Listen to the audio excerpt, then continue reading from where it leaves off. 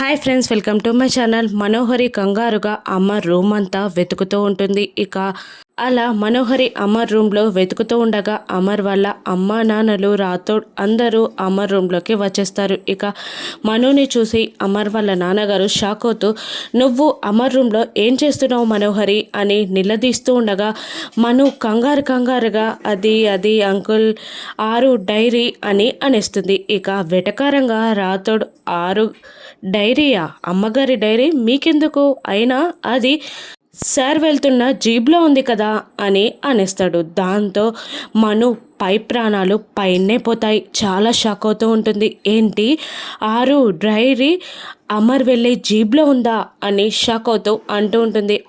అవును, మీరెందుకు కంగారు పడుతున్నారు అని రాథోడ్ మనుని అడుగుతుండగా ఏం మాట్లాడకుండా టెన్షన్ పడుతూ సైలెంట్గా ఉండిపోతుంది మను. మరోవైపు బాగి అమర్ ఇద్దరు జీప్లో వెళ్తూ ఉంటారు. ఇక సడన్ బ్రేక్ కొడతాడు అమర్. దాంతో జీప్ పైభాగంలో పెట్టిన 6 డైరీ బాగి చేతిలో పడుతుంది. ఇక బాగి ఆశ్చర్యంగా ఈ డైరీ ఏంటి అని చూస్తూ ఉండగా ఇక అమర్ ఆ డైరీని తీసుకొని ఇది 6 డైరీ అని అంటూ ఓపెన్ చేస్తాడు. ఇక ప్రతి ఒక్క పేపర్ని తీసి చూస్తూ చివరిగా ఉన్న పేపర్ని కూడా చూసేస్తాడు అమర్. ఆ పేపర్లో 6 ఆత్మ అమ్ములో ప్రవేశించినప్పుడు మను నిజస్వరూపం గూర్చి రాసిన లేఖ ఉంటుంది. ఇక అది చూసి అమర్ షాక్ అవుతూ ఉంటాడు. ఇక మను నిజస్వరూపం తెలుసుకున్న అమర్ ఏం చేయనున్నాడు?